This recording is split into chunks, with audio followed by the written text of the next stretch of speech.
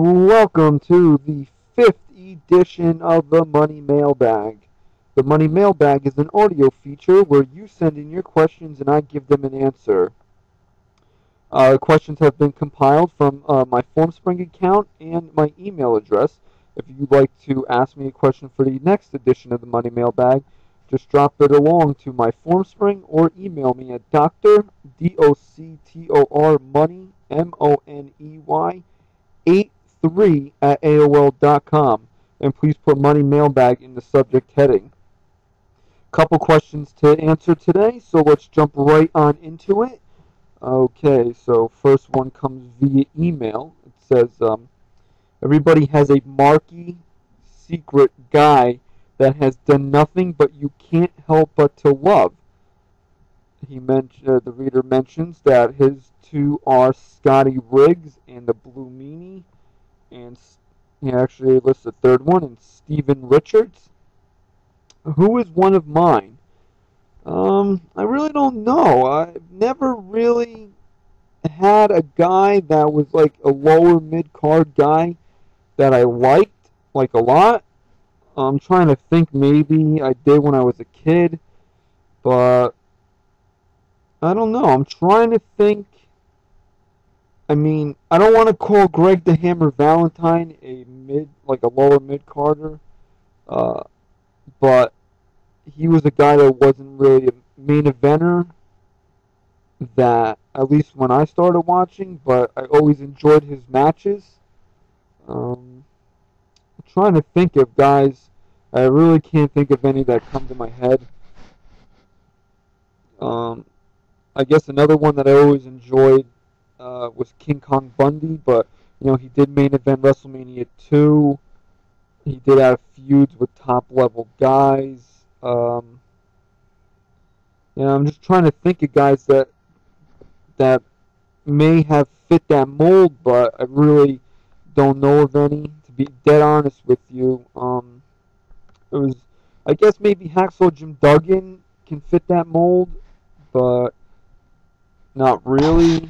Um, I'm sorry. I wish I had a better answer for you, but I don't. It's kind of a hard question to answer because, like, when I was growing up, I was a Hulk Hogan fan, and then after Hogan phased out, it was Michaels. Then when Michaels left, it was Austin, and then Austin left, and then went back to Shawn Michaels, and now it's Randy Orton. So that's kind of where it is. I guess I was a fan of X Pac's, not really the 1, 2, 3 kid, but X Pac. Uh, I'll give you one. I didn't when Test first came to WWE, WWF, whatever it was called back then. When he joined the corporation, I was a fan of Test, but then after after the angle with Stephanie led to nothing really for him because it ended up that Triple H had the match with Vince on the pay-per-view instead of the Test. I really wasn't a fan of his any longer. I guess those would be the guys that qualify as it, but not anything like was I a Brooklyn Brawler fan or a Barry Horowitz fan? No, nothing like that. So I wish I had a better answer for you, but I don't. But keep sending your questions along. Greatly appreciate it. Maybe next time we'll have something better for you. Okay, next question. Oh, we got a run of football questions here. Hopefully we don't turn anybody off. But who is my pick for the Super Bowl this year? This one's tough because there's not many dominant teams in the league this year. Uh, I'm trying to think of who I think will come out of the AFC. The Jets are pretty good, although I really haven't liked what I saw out of them the past couple of weeks. Struggling against inferior teams. Um, can never discount the Patriots. But if I had to make a guess for the AFC, my guess would be that the Ravens, actually, yes, I'm going to say the Ravens come out of the AFC, and the NFC is tougher for me to pick because I got my Giants sitting there at 6-3 right now with a big game coming against the Eagles. Whoever wins that game is going to have a leg up there in the conference. Um, if the Packers were healthy, they could possibly make a run at it. So you got them. I'm trying to think of other teams. That's really the only. I'd say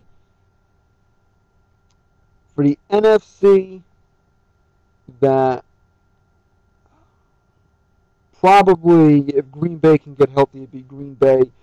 I'd say right now I would take a Green Bay Baltimore Super Bowl. Although that's not what I'm rooting for, obviously. I'm rooting for Giants to be in there against anybody. I'll take that. But I'd say right now probably Green Bay and Baltimore.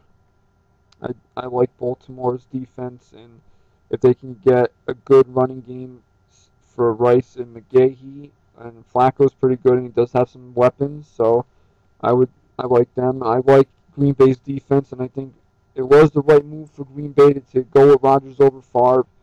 And if he can get some guys healthy, I like them. Although I will be rooting for the Giants. Uh, okay, next question is who is my pick to win the, as the reader puts it, horrid NFC East? Um, I have no idea, my man. Uh, that's tough.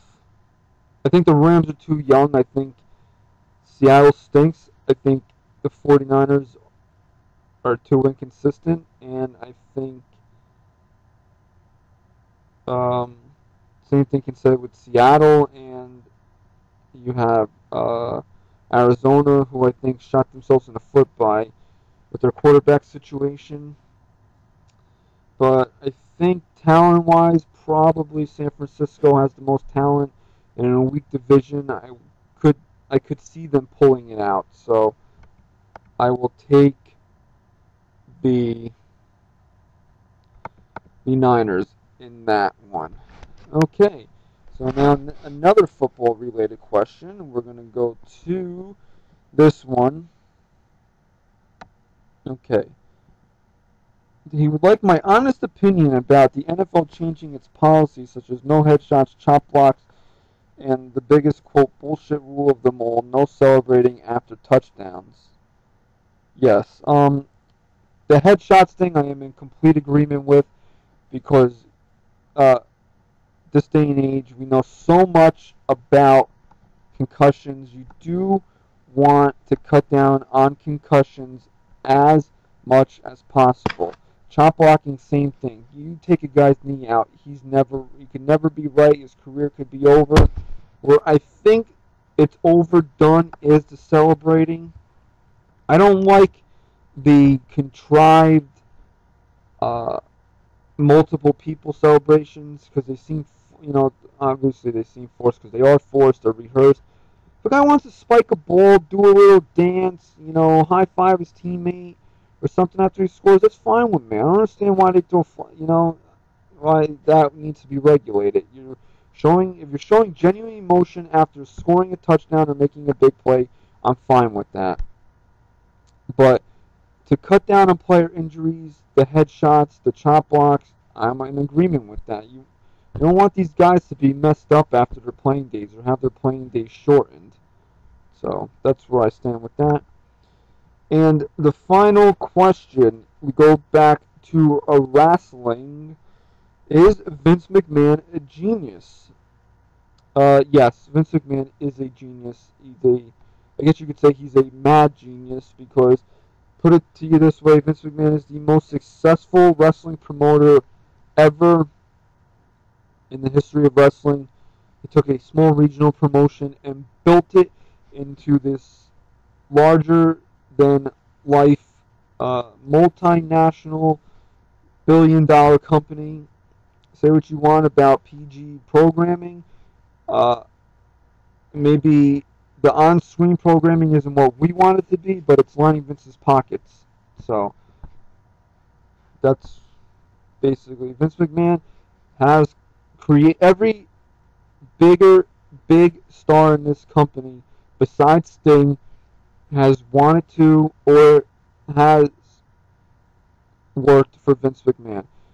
Hulk Hogan was created by Vince McMahon. The Undertaker created by Vince McMahon. Ric Flair created somewhere else, but he did come here in his prime in the early '90s to work for Vince McMahon. Uh, Andre the Giant, you know, I'm not really sure if he was created. I don't go back to that far, but I don't know if he was created by Vince. But one of the reasons why Vince was able to grow his company was because the way he built Andre the Giant. Shawn Michaels, Bret Hart, Triple H, The Rock, Stone Cold Steve Austin. The list goes on and on. Vince McMahon was the creative force behind all these guys. He's got nearly 5 million people a week watching his programming. The guy's worth billions through building his brand up. There's not much else. There's not much you can disagree with him on. So I'd like to be Vince McMahon, to be honest with you. The guy's a genius. I agree, 100%. Okay, well, that's going to wrap up this edition of the Money Mailbag. Sorry if it seems a little lackluster. The two wrestling questions I got didn't really. I didn't have a good answer for one, and the answer for the other one was kind of simple, and the rest of it was taken over by football questions. I do welcome any type of questions you want to ask me.